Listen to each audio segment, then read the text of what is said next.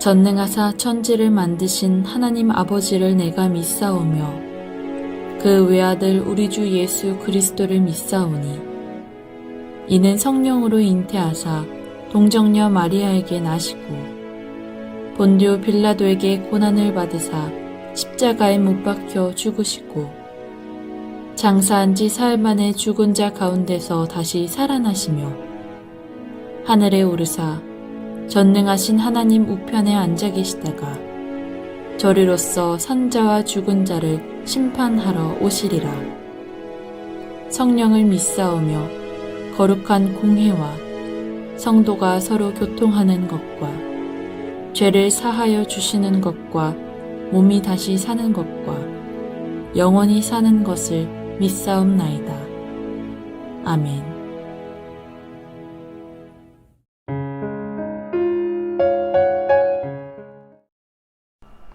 안녕하세요 폰도 친구들. 자, 오늘은 절박하고 대담하고 끈질기게 라는 제목으로 함께 말씀을 나누고자 합니다. 자, 오늘의 본문 말씀은 두 곳입니다. 누가복음 11장 8절하고 18장 5절 말씀입니다. 자, 다 같이 한번 읽어볼게요. 준비 시작. 내가 너희에게 말하노니 비록 벗됨으로 인하여는 일어나서 주지 아니할지라도 그 간청함을 인하여 일어나 그 요구대로 주리라. 그 다음 18장 5절입니다. 자, 준비 시작. 이 과부가 나를 번거롭게 하니 내가 그 원한을 풀어주리라. 그렇지 않으면 늘 와서 나를 괴롭게 하리라 하였느니라. 아멘.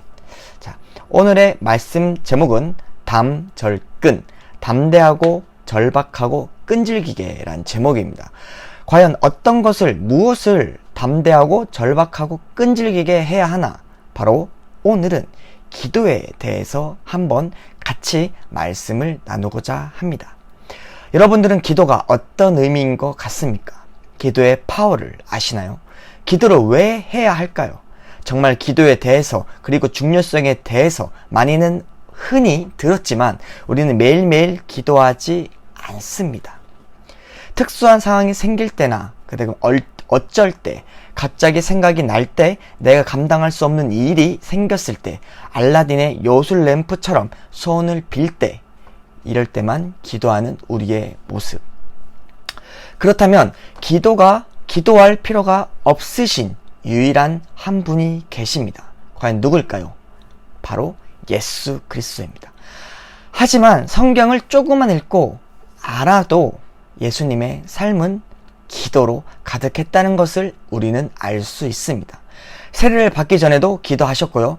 예수님의 사역을 옆에서 지켜본 누가는 예수님의 인기와 명예가 날이 갈수록 높아지고 수많은 사역들을 하면 할수록 더 자주 기도하셨다고 기록하고 있습니다.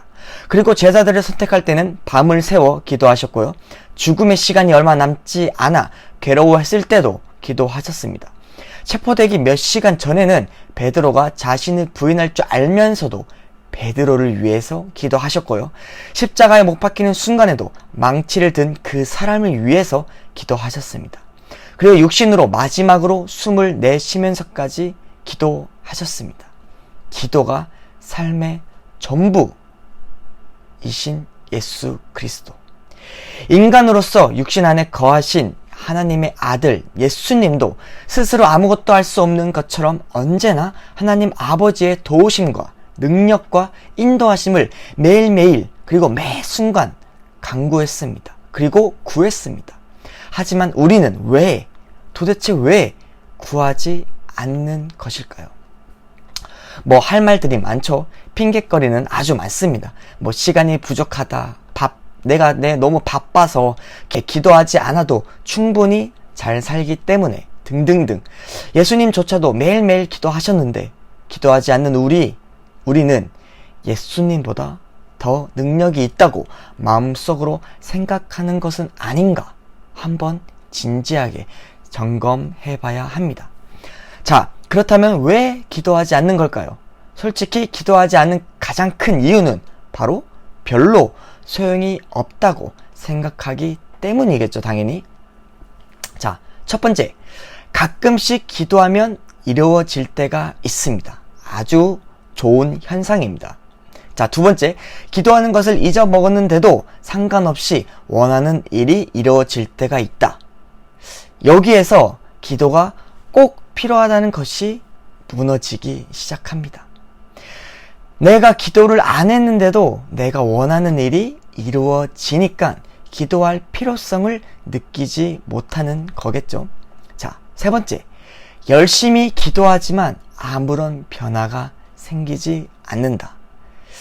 최악인 순간일 겁니다. 최악인 상황이고요.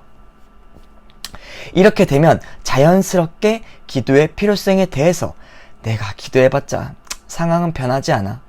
뭐가 변하겠어? 내가 기도하지 않는 일들은 들어주시고 내가 기도하는 일은 들어주시지 않는데 기도해봐야 아무 소용이 없는 것이 아닐까 싶다. 에휴, 이렇게 낙심하고 좌절하게 되고 포기하게 되는 겁니다. 그리고 이렇게 우리의 기도는 멈춥니다. 그때 우리의 기도가 스탑이 되는 거죠. 더 나아가 이 순간 우리는 신앙을 버리게 됩니다. 하지만 예수님은 우리의 이러한 문제들을 잘 알고 계셨습니다. 본문의 말씀에서 나오는 두 가지 비유로 설명하겠습니다. 자, 11장은 밤늦게 찾아온 친구의 비유입니다. 비유를 한번 설명해 드릴게요. 성경으로는 누가복음 11장 5절에서 8절 내용입니다. 한 남성이 정말 다급하게 자신의 친구인 은찬이의 집으로 찾아와 문을 두드리기 시작합니다. 은찬아, 빵 3덩어리만 나에게 좀 빌려줘. 이 친구는 자신의 집으로 찾아온 손님이 있었는데 손님에게 대접할 음식이 없어서 친구인 은찬이네 집으로 찾아와 문을 두드리면서 이렇게 말하는 상황입니다. 어때요? 친구들 상상하면서 한번 들어보세요. 방금까지의 상황은 아무 문제 없습니다. 이 당시의 유대 문화는 손님에게 대접을 소홀히 하게 되면 굉장히 자존심에 스크래치가 나는 그런 상황이고 주인과 손님 둘 다 불쾌한 상황이 되는 겁니다. 그리고 빵 한 덩어리가 그 당시의 유대 가정 하루 식사거리가 되는 그런 상황입니다. 그렇게 생각하시면 됩니다. 친구가 부탁하는 건데 빌려주는 거 괜찮죠? 하지만 지금의 상황은 낮이 아니라 오후가 아니라 바로 한밤중에 생긴 상황이라는 겁니다. 지금의 상황이 그렇게 단순한 상황이 아니에요. 1세기 유대 시대입니다. 전기가 있었을까요? 당연히 없죠. 해가 지면 그대로 잠자리에 드는 그런 시대입니다. 한밤중의 뜻은 지금의 시간, 새벽 한두 시가 아니라 아주 잠을 푹 자고 있는 렘수면 상태인 바로 새벽 4시에서 5시라고 보시면 됩니다. 이때 문을 두드리면서 친구가 자신의 집에 손님이 왔다고 빵을 3덩어리만 달라는 그런 상황입니다. 전도사님은 상상을 하면 그 친구를 정말 미워하고 싫어할 것 같네요. 당연히. 그리고 기분은 좋을까요? 당연히 예민해지고 기분은 썩 좋지 못할 것 같습니다. 여러분은 어떤가요? 친구인 은찬이는 이렇게 대답합니다. 친구야, 지금 뭐하는 짓이야? 제발 나를 괴롭히지 말아줘. 그 손님 때문에 나와 절교하고 싶은 모양인데 지금이 몇 시인데 이미 문은 닫혔고 아이들과 나는 아주 꿀잠을 자고 있었으니 나중에 와. 내가 아침에 일어나서 그 빵 3덩어리 줄게. 이 시대의 집은 지금처럼 방이 여러 개가 있는 시대가 아니에요. 온 가족이 하나의 방에서 잠을 자는 그런 시대입니다. 즉, 그 친구 때문에 은찬이네 가족 전체가 깬 겁니다. 얼마나 짜증이 날까요? 힘들게 아이들을 잠에 들게 했는데 다시 깨서 부축이면 언제 아이들이 잠을 잘지도 모르는 상황에서 아이들이 깼습니다. 솔직히 그 친구와 우정은 딱 오늘까지인 거죠. 또한 상황도 그렇게 심각한 상황은 아니었어요. 막 아이가 아픈 상황이 아니었고요. 자신의 부인이 어디 부딪히고 어디에 박혀서 그렇게 심한 아픈 상황이 아니라 정말 아무것도 아닌 상황인 거죠. 하지만 결국 은찬이는 그 친구에게 빵 3덩어리를 줍니다. 왜요? 바로 담대하게 끈질기게 간청해서입니다. 대담하고 뻔뻔스럽게 문을 열릴 때까지 두드리면 누가 안 열어줄까요? 뭐 집어 던지던 요구를 하려면 문을 열어야겠죠? 불이 꺼져 있어도 안에 사람이 있다는 것을 알기에 포기하지 않아서 결국 그 친구는 원하는 것을 얻는 그런 뻔뻔함과 담대함과 끈질김이 있어서 결국 자신이 원하는 빵 3덩어리를 받았습니다. 그렇다면 이러한 비유를 왜 예수님께서 하셨을까요? 누가복음 11장 10절 말씀입니다. 다 같이 읽어볼게요. 준비 시작. 구하는 이마다 받을 것이요 찾는 이는 찾아낼 것이고 두드리는 이에게는 열릴 것이니라. 아멘. 하나님은 물불 가리지 않고 끈질기고 대담하게 기도하는 사람에게 필요한 것을 주신다는 겁니다. 다시 말해 우리는 하나님을 귀찮게 해야 한다는 거죠. 끈질기게. 그렇다고 비유처럼 정말로 남의 집에 새벽 4시에서 5시 사이에 찾아가서 한 끼 줍쇼 이렇게 하면 안 됩니다. 요즘은 그렇게 한다면 바로 경찰서에 가 있겠죠. 비유입니다. 비유. 예수님께서 더욱더 기도에 대해서 잘 설명하기 위해서 비유를 해주신 거예요.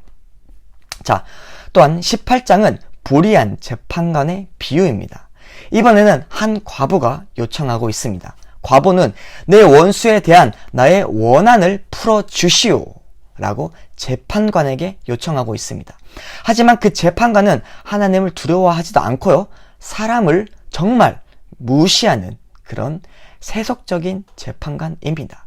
부패한 관리라는 거죠. 정직, 정의, 진실, 진정 이런 거는 다 필요 없고 자신에게 필요한 사람, 자신에게 잘한 사람에게 재판을 유리하게 그렇게 하는 부패한 관리라는 겁니다. 하지만 이러한 재판관에게 과부가 요청하고 있는 장면입니다. 과부가 돈이 많나요? 이 재판관에게 도움이 될 거리도 하나도 보이지 않습니다. 당연히 이 재판관은 이 과부의 요청을 깔끔하게 무시합니다.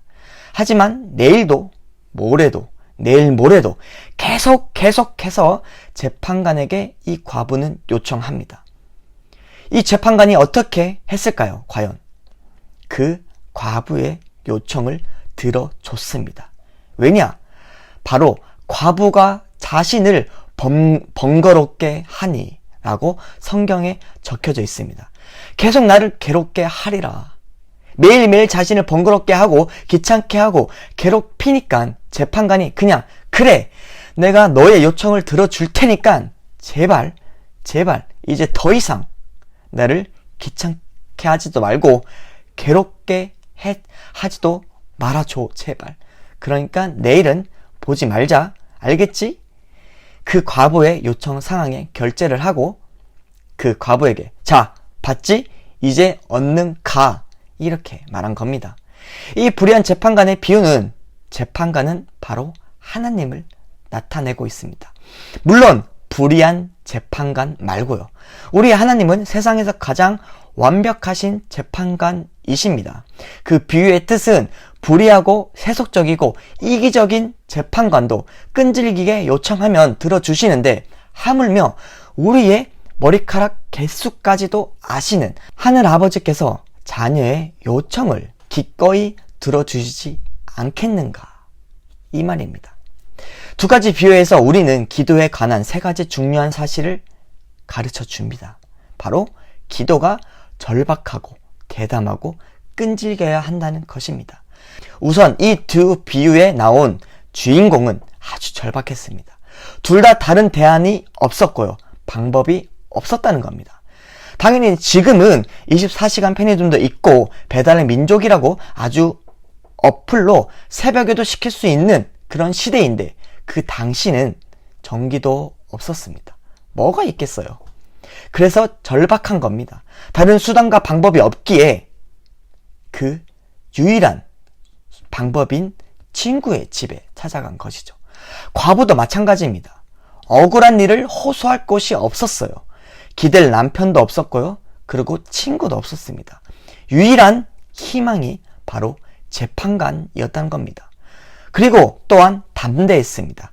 과부는 일면식도 없는 재판관이란 사람에게 직접 찾아가서 요청했습니다. 그리고 한밤중에 자고 있는 친구의 집에 가서 일어날 때까지, 그리고 나올 때까지 문을 두드렸습니다.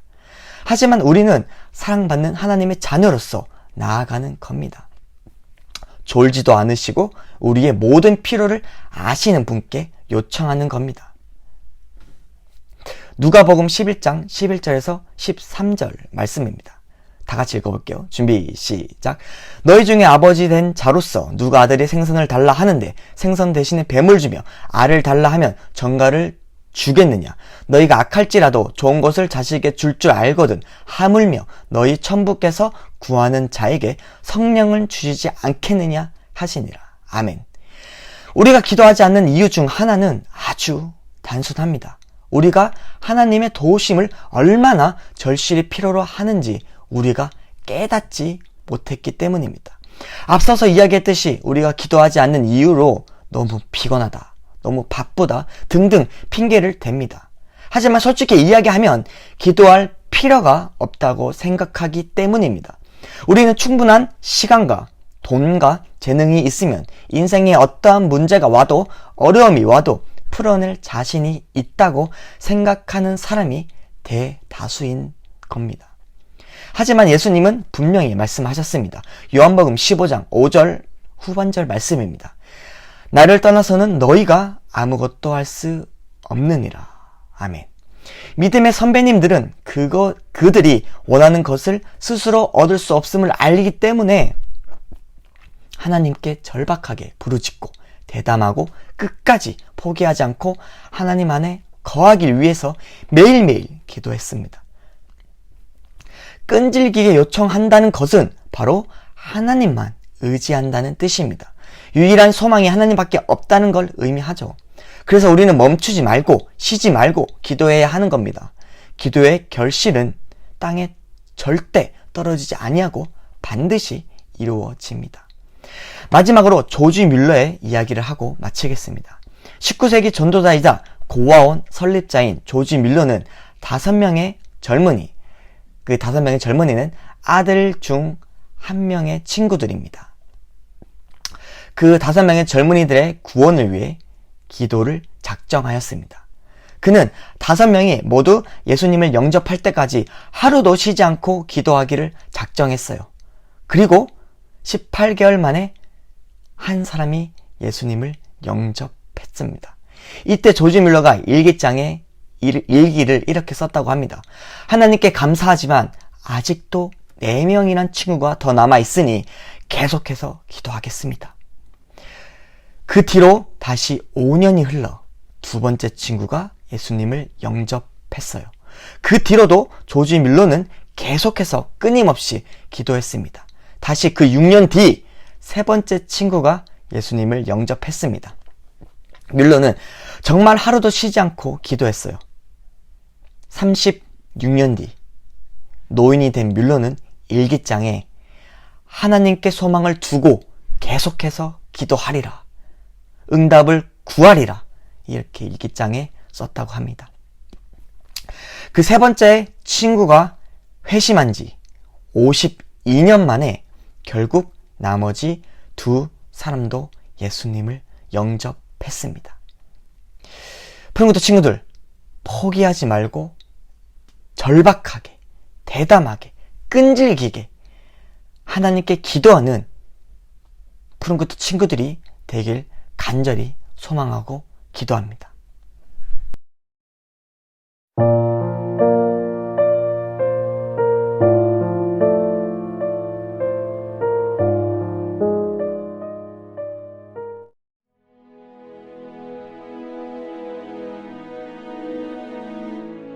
하늘에 계신 우리 아버지여, 이름이 거룩히 여김을 받으시오며 나라가 임하시오며 뜻이 하늘에서 이루어진 것 같이 땅에서도 이루어지이다. 오늘 우리에게 일용할 양식을 주시옵고 우리가 우리에게 죄 지은 자를 사하여 준 것 같이 우리 죄를 사하여 주시옵고 우리를 시험에 들게 하지 마시옵고 다만 악에서 구하시옵소서. 나라와 권세와 영광이 아버지께 영원히 있사옵나이다. 아멘.